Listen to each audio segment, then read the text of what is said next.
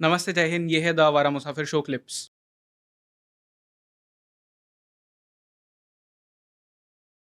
But x Muslims को इतना hatred क्यों मिलता है वर्सेस जो लोग लाइक फॉर एग्जांपल अगर हम शैला रशीद को ले, वो भी बात करती है मुस्लिम्स के अगेंस्ट और हुँ। रिफॉर्म्स लाने की वो भी बात करती है। वो इस्लाम में रिफॉर्म्स लाने की बात नहीं करती, वो मुस्लिम कम्युनिटी में रिफॉर्म्स लाने की बात करती है।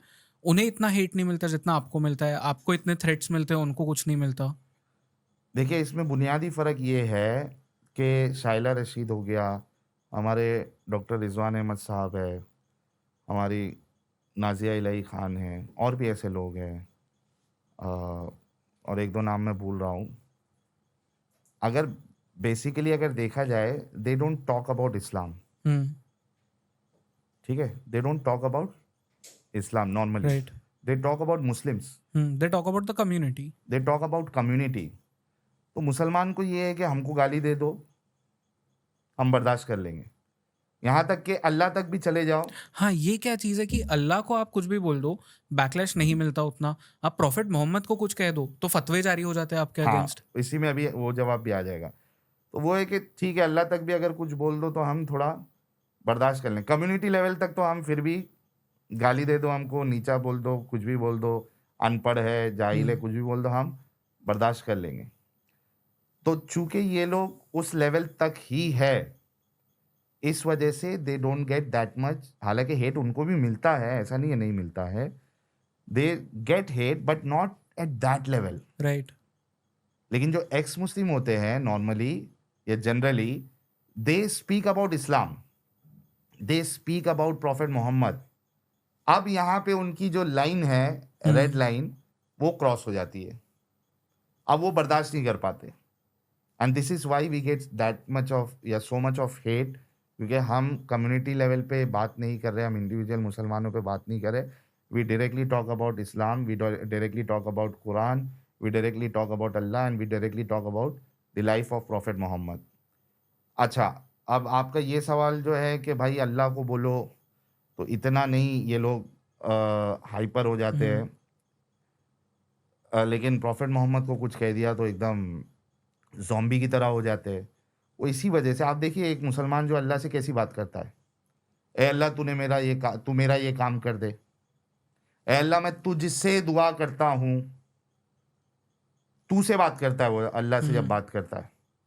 लेकिन प्रॉफेट मोहम्मद के लिए कभी तू से बात करते हुए देखा? नहीं। आप सल्लल्लाहु अलैहि वसल्लम, हज़रत मुस्तफ़ा, मुर्तज़ा और मुज्तबा, फलाना, फलाना, फलाना, फलाना, पूरा एक ऐसा लगेगा कि ये पूरा मोहल्ले का नाम ले रहा है। हुँ, पूरा मोहल्ले का नाम लिए लेने के बाद वो, यानी नाम मोहम्मद साहब का ही ले रहा है, उसकी जो क्वालिटीज़ बता रहा है, मुर्तज़ा, मुस्तफ़ा, मुज्तबा, फलाना, ढिमकाना करके फिर लास्ट में क्या कह रहा, मुहम्मद सल्लल्लाहु अलैहि वसल्लम। तू से बात करते हुए देखा? नहीं। नहीं, क्यों? क्योंकि इसी तरीके से मोहम्मद साहब ने इसको इस तरीके से डिज़ाइन किया है। मैं एक आपको वाकया बताता हूँ, वाकया इन द सेंस जो हदीस में है, ऑथेंटिक हदीस में। एक नाबीना कंपेनियन था, सहाबी था। नाबीना मतलब ब्लाइंड। हुँ, उसके पास एक स्लेव थी और उससे उसको बच्चा भी था एक। अब ज़ाहिर-सी बात है कि स्लेव जो है एक नाबीना के पास है, ठीक है? स्लेव का डिस्ट्रीब्यूशन कैसे होता है? या तो आप खरीदोगे स्लेव, ठीक है? क्योंकि वो प्रॉपर्टी, आप उसको बेच भी सकते हो। आप खरीदोगे, या तो फिर आपने जंग के लिए गए हो, आपको उस जंग का हिस्सा था, आप वहाँ से जीत गए, औरतों को उठा के लाया और आपने उनको बाँट दिया, ठीक है? कि तेरे हिस्से में ये, तेरे हिस्से में ये, तेरे हिस्से में ये। या तीसरा ऑप्शन है कि आपको गिफ्ट कर दिया, हुँ, ठीक है? कि मैंने आपको स्लेव गिफ्ट कर दिया। यानी औरतों को एज़ अ गिफ्ट दिया जा रहा है, बेचा जा रहा है। Just imagine, this is Islam and this is a peaceful religion and the best religion, जहाँ पे औरतों को एज़ अ गिफ्ट भी दे सकते हैं, औरतों को आप बेच भी सकते हैं स्लेव के नाम पे। बल्कि रसूलुल्लाह को खुद औरत गिफ्ट मिली थी और राइट। उन्होंने एक्सेप्ट किया था, Maria Qibtiyya. Imagine best role model taking women as gift, best role model for you and for Muslims. तो अभी यही किसी तरीके से वो नाबीना के पास आई होगी, तो अब जो ये सिस्टम जो है वो प्रमोट कर रहा है या अलाउ कर रहा है, उसके लिए तो चिढ़ होगी उसके अंदर। Hmm, so she used to say wrong things about prophet Muhammad, कि दिल से आ निकलती है ना इंसान के, तो वो बोलता है। तो वो अपने इस मास्टर के सामने वो रसूलुल्लाह के बारे में अनाप शनाप जो है वो बातें करती थी। उसने उसको मना किया कि मत कर, वो मानती नहीं थी। एक बार क्या हुआ कि वो रसूलुल्लाह के बारे में उसने बोलना शुरू करी। इसने क्या किया, खंजर लिया और उसके पेट में इस तरीके से घुसा कर दबाया कि उसकी मौत हो गई। और एक आध हदीस में आता है कि बच्चा जो था उसके, प्रेग्नेंट थी शायद, वो बच्चा भी गिर गया। अब दूसरे दिन रसूलुल्लाह तक खबर आई कि इस तरीके से हुआ। रसूलुल्लाह ने कहा किसने ऐसा किया, वो आ जाओ। नाबीना साहबी आया रसूलुल्लाह के पास, बताया कि भाई ये ऐसा ऐसा कर रही थी, मैं बर्दाश्त नहीं कर सकता था आपके बारे में। रसूलुल्लाह ने कहा कि इसका कोई बदला नहीं है, ये खून का कोई बदला नहीं है। क्यों? क्योंकि ब्लास्फेमी के ऊपर इसने कत्ल किया है, तो इसके लिए इसको कोई सज़ा नहीं है। तो आप सोचो कि ब्लास्फेमी के नाम पे इस लेवल तक, यानी रसूलुल्लाह की ब्लास्फेमी के नाम पे इस लेवल तक अगर आपको रसूल अलाउ कर रहे हैं कि आप अपनी, जिससे आपके बच्चे, उसका कत्ल कर दे रहे, आप उसको गलत नहीं कह रहे, आप उसको कोई सज़ा नहीं दे रहे, तो आम मुसलमान कहाँ से सीख रहा है? ये इन्हीं से सीख रहा है और यही ट्रेन किया जा रहा है। तो ये जो आपका सवाल है, इस वजह से अल्लाह के लिए आप एक बार से बोल दोगे वो बर्दाश्त कर लेंगे, लेकिन रसूलुल्लाह के बारे में अगर आप कुछ कह दोगे तो वो बर्दाश्त नहीं करते हैं। उसकी क्या वजह ये है। ये कहना सही होगा, मुझे नहीं पता, आप मुझे करेक्ट करिए, प्रॉफिट मोहम्मद खुद को भगवान समझने लगे थे और उसके वजह से ये जितनी भी चीज़ें हुई, जो आपने ब्लास्फेमी का भी अब कहा कि उन्होंने कहा कि ये ब्लास्फेमी थी, इसके लिए इसको सज़ा नहीं मिलेगी, बट ब्लास्फेमी तो भगवान के अगेंस्ट होती है ना। देखिए, अगर आप खेल समझोगे, मेरे ख्याल से आपको समझ में भी आ गया है। आपने ये सुना होगा, गंगाधर ही शक्तिमान है, हाँ, शक्तिमान ही गंगाधर है। हम्म, वो जो चाचा है वही भतीजा है, हम्म, और जो भतीजा है वही चाचा है। हम्म, तो ये जो अल्लाह जो है, ये रसूलुल्लाह की ही एक फेक आईडी है। यानी अल्लाह जैसा कुछ नहीं था, हम्म, ये रसूलुल्लाह ने एक कैरेक्टर बनाया कि मैं इस कैरेक्टर की बुनियाद पे मैं अपनी बात चलाऊंगा। स्कैम था। हाँ, ये एक पूरा स्कैम है। और अगर आप रसूलुल्लाह की ज़िंदगी को अगर देखें और जिस तरीके से वो जब रेवलेशन आता है तो उनका फिजिकल स्टेट और मेंटल स्टेट क्या हो जाता है, you have no other option but to say that there was some mental illness with this guy. हम्म, ठीक है, सिजोफ्रेनिया हो सकता है। वो क्या कहते हैं उसको, सिजोफ्रेनिया ही कहते हैं। और एक वर्ड है जहाँ पे आपको ऐसा लगता है कि there is someone you are talking to. हम्म, तो एक तो ये है कि जानबूझ के ये एक कैरेक्टर बनाया, या दूसरा ये है कि he was mentally, there was some mental disorder, और उनको ऐसा लगता था कि मेरे सामने फरिश्ते हैं, एक अननोन। गैब्रियल का जो जिक्र हाँ, होता है। एक अननोन जो बाकी लोगों को नहीं दिखता, और वो बाकी लोग भी देख रहे तो वो भी हाँ हाँ कर रहे हैं। वो तो जो है मुंह से उनके उनके कान में रिंग बजने लग जाती थी, घंटी की आवाज़ आने लग जाती थी। जब रेवलेशन आता था घंटा बजता था उनके कान में, और उनके मुंह से बछड़ी की आवाज़ निकलना शुरू हो जाती थी। अच्छा। हाँ, वो फ्रीज हो जाते थे, हम्म, वो फ्रीज हो जाते थे, बछड़ी की आवाज़ निकलना शुरू हो जाती थी। आप सोचो ये किस चीज़ का साइन है, हम्म, ये कौन सी चीज़ का साइन है ये सब? There has to be some mental disorder, या तो वो एक्टिंग कर रहे थे हम्म, कि भाई मैं ये एक कैरेक्टर लाता हूँ। क्योंकि देखिए, आवाम पे जब कंट्रोल करना होता है तो एक ऑप्शन तो ये है कि आपके पास इतनी ताकत है, जैसे चाइना है, हम्म, या आप नॉर्थ कोरिया ले लीजिए, उसके पास इतनी ताकत है कि उसको भगवान का इस्तेमाल करने की या खुदा का इस्तेमाल करने की कोई ज़रूरत नहीं है। राइट। लेकिन किसी के पास उतनी ताकत नहीं है तो पहले उसको रिलीजियस बनना पड़ेगा।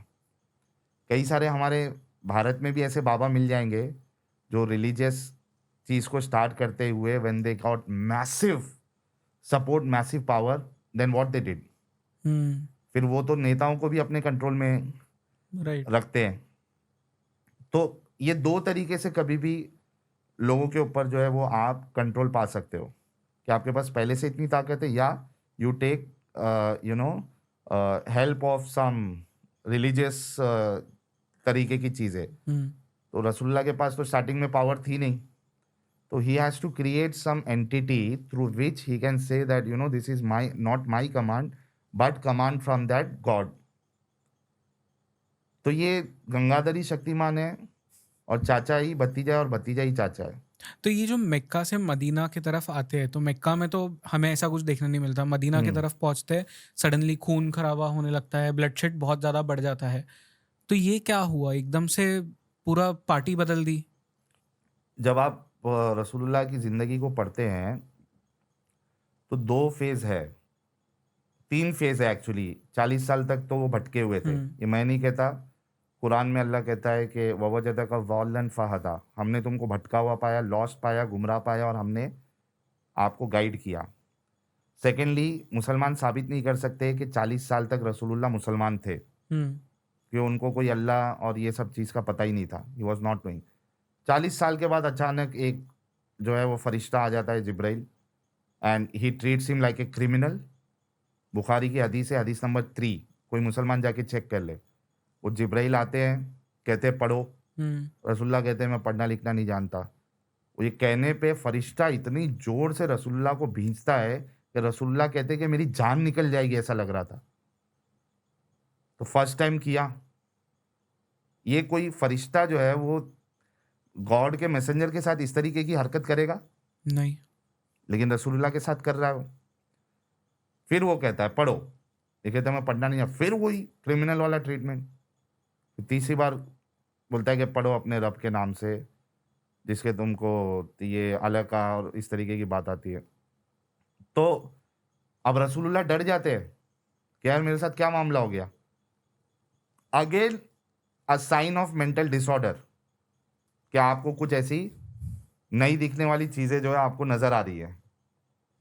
और वो डर के जा रहे हैं अपनी बीवी के पास, खदीजा के पास, मुझे कम्बल इम्बल उड़ाओ, एकदम घबराए हुए, मुझे लग रहा है कि मेरे साथ कुछ गलत हो गया है। अब वो खदीजा फिर अपने कज़िन के पास लेके जा रही है, वर्का बिन नौफल के पास, और फिर वो बता रहे कि यार तुम तो रसूल है। मतलब नबी को नहीं मालूम है तुम नबी और रसूल है, वो थर्ड पर्सन बता रहा है तुम रसूल है, और ये जो तुम्हारे पास आया था वो तो पुरानी किताबों में भी लिखा हुआ है, ऐसा फरिश्ता आता था। तो ये रसूलुल्लाह को भी मालूम नहीं था, या उन्होंने ये पूरा जो है वो एक्टिंग पूरी की है, ठीक है। लेकिन एक बात आपको साफ नज़र आती है कि जब रसूलुल्लाह स्टार्टिंग में ये इस्लाम की जब दावत दे रहे थे, तो ये क्या करते थे, वहाँ के जो मुशरिक है उनके जो देवी देवता है उनको गालियाँ देते थे। अब मुसलमान बोलेंगे यार तुम तो कुछ भी फेंक मार देते हो, तुम हमारे नबी पे क्या इल्ज़ाम लगा रहे हो। सूरह नंबर 6 सूरह अनाम आयत नंबर 108 ये कहती है कि तुम दूसरे के खुदाओं को, बातिल खुदाओं को गाली नहीं दो, हो सकता है वो पलट के तुम्हारे सच्चे खुदा को गाली देंगे, ठीक है। इसकी अगर आप कमेंट्री पढ़े, तफसीर पढ़े कि ये क्यों आई थी ये आयत, उसमें आता है कि जो मक्का के जो मुशरिक थे, जो सरदार थे, वो रसूलुल्लाह के चचा के पास आए, अबू तालिब के पास, कि यार आप अपने भतीजे को बुलाइए, हम कंप्लेंट लेके आए हैं। वो बुलाते, क्या कंप्लेंट है भाई, ये हमारे देवी देवताओं को ये गाली देते हैं। तो रसूलुल्लाह कहते हैं मैं एक बात कहता हूँ वो मान लो मेरी, मैं सब छोड़ दूंगा। बोले बोलो क्या? बोले तुम एक अल्लाह की इबादत करना शुरू कर दो और तुम देखोगे कि जो नॉन अरब्स लोग हैं वो तुमको खुराज देंगे, यानी जो जिजिया का जो कॉन्सेप्ट बाद में जो आया है, वो तुमको पैसे देंगे, हम उनसे पैसे वसूलेंगे।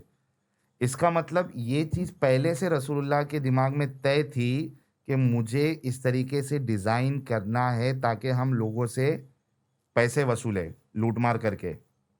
लूट-मार करे और वहाँ से फिर उनको डरा के पैसे उनसे ले कि भाई इस्लाम कबूल करो, नहीं तो हम या तो हमारी गुंडा पार्टी में आ जाओ या तो फिर दब के रहो।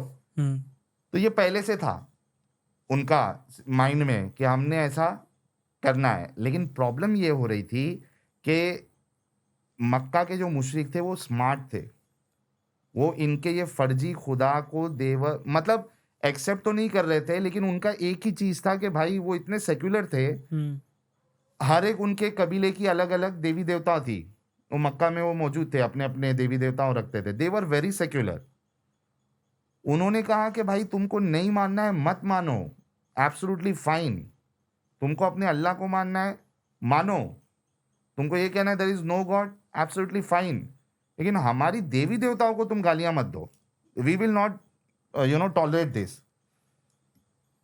तो रसूलुल्लाह कहते हैं कि भाई मैं तो ये नहीं छोड़ूँगा, मैं तो करूँगा। तो फिर वो कहते हैं मुशरिक कि ठीक है, आप अगर नहीं छोड़ोगे तो हम अब आपके अल्लाह को गाली देंगे। तब जाके ये वर्स रिवील होती है। ओके 6 की 108 फटक से ऊपर से आसमान से फरिश्ता आ जाता है, वर्स रिवील करता है कि भाई तुम दूसरों के बातिल खुदाओं को गाली नहीं दो, वरना वो तुम्हारे खुदा को गालियां देंगे। तो आप सोचो कि ये पहले से क्लियर था रसूलुल्लाह के माइंड में कि हमको माल लूटना है। लेकिन प्रॉब्लम जैसे कि मैं कह रहा था कि उनको वहाँ पे 13 साल तक वो तबलीग कर रहे थे, लेकिन उनको वो नंबर्स मिल नहीं रहे थे।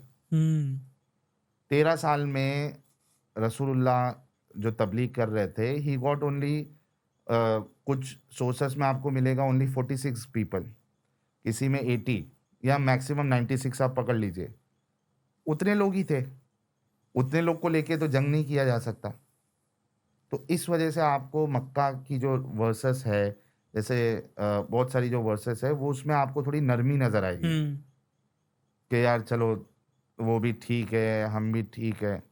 जैसे ही ताकत आई और ताकत जैसे-जैसे बढ़ती गई, लास्ट होते-होते सूरह तौबा आ गई, राइट जिसमें you have to go and have war. तो इस वजह से आपको ड्रास्टिक चेंज नज़र आता है कि मक्का में आपको वॉर्स नज़र नहीं आते, थोड़ा उसमें लाइट इस्लाम आपको नज़र आता है। और फिर मदीना में आके जैसे ही पावर आता है, सपोर्ट मिलता है, स्टार्ट कर देते। पहला जो है, जैसे ही मदीना में आते विदिन 1 और 2 मंथ वो लूट-मार करना स्टार्ट कर देते। वो जो काफ़िले जाते थे उनके, कमर्शियल काफ़िले, ही स्टार्टेड लूटिंग दोज़ काफ़िला। राइट ये मुसलमानों को मालूम ही नहीं है ये सारी चीज़ें। आप तारीख पढ़ लीजिए, सीरत पढ़ लीजिए, लाइफ ऑफ मोहम्मद पढ़ लीजिए, मालूम पड़ जाएगा कि स्टार्ट ही रसूलुल्लाह ने लूट-मार करना स्टार्ट कर दी थी मदीना आते साथ ही। भेजते जा रहे हैं अपने सहाबा को कि यहाँ पे ऐसे जा रहा है। वो 3-4 बार वो मिले नहीं वो लोग, उनकी नसीब। एक बार मिल गए। तो वो कारवां लूटर थे वो। राइट इस वजह से आपको जो है ना वो मक्का मक्का में की सॉफ्टवेयर थे, ज़िंदगी मदीना आते आते और वो मदीना में हार्डर आपको फिर होते जंग गए। स्टार्ट हो जाती है।